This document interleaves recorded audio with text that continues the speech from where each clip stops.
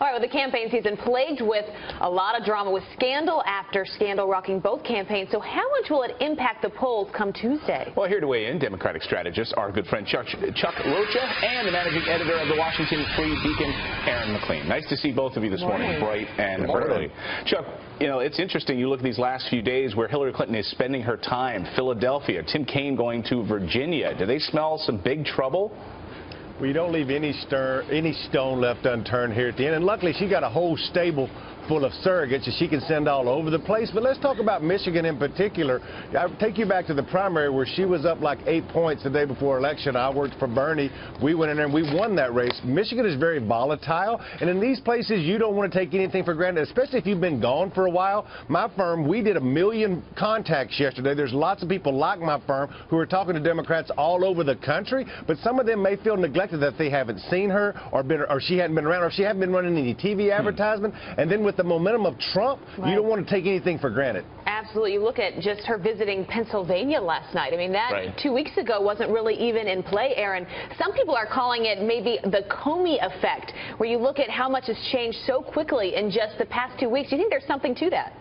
Absolutely. Look, Hillary clearly smells smoke in the firewall. There's no question about it. Look, timing is everything. This race has had a clear pattern over the course of the last few months, just to give you some context. We've gone from periods where Hillary is clearly up, 5, 6, even 7 in the national polls, to periods like right now where the race seems to be close to something like a statistical tie.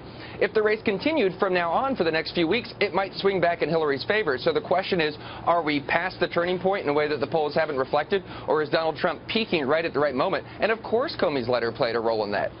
Yeah, and Chuck, obviously as a Bernie supporter, you're looking at these Bernie voters who, what are they going to do come Election Day? Are they going to sit out?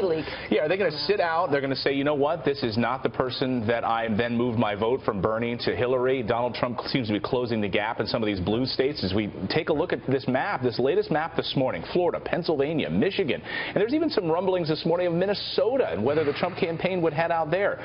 What do you think, Chuck? Are these Bernie Sanders, these undecideds, these late movers going to go to Hillary Clinton and get out of bed on Tuesday?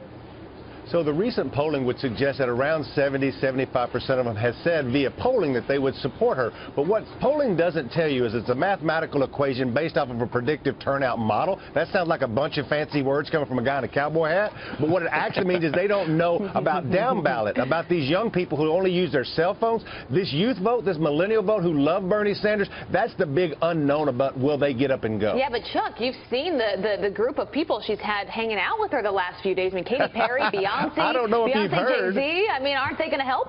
I think it helps in certain areas, and I think that it helps rev up the base, right? Now, she hadn't talked to the base in many months, so it's just another thing that you see every cycle of them rolling out folks. Aaron, are they going to be, is Trump going to be able to flip some of these blue states? We had Caitlin Huey-Burns on the show yesterday from Real Clear Politics. She says Pennsylvania is always Republican fool's gold. They think they can play there, and they end up getting crushed there.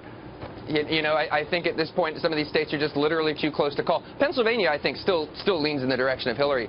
New Hampshire is definitely too close to call at this point.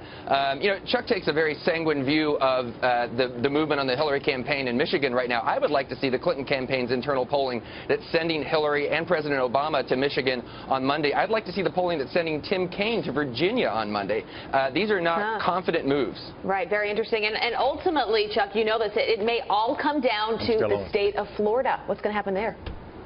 Well, I think that anything could happen. I think that when you look at the race in Florida, it could go either way. And I think if you look at the Latino early vote that's happened there, I think that may be the ultimate gift, because right now they say that that's up. Aaron, final word. Florida, what do you think? Florida could definitely go either way. I mean, look, the Democrats are very, very enthusiastic about the early Latino vote. It's an open question as to whether that's going to work for them. Chuck and Aaron, 5 in the morning. Hope you got that extra hour of sleep. Good to see you. There we go.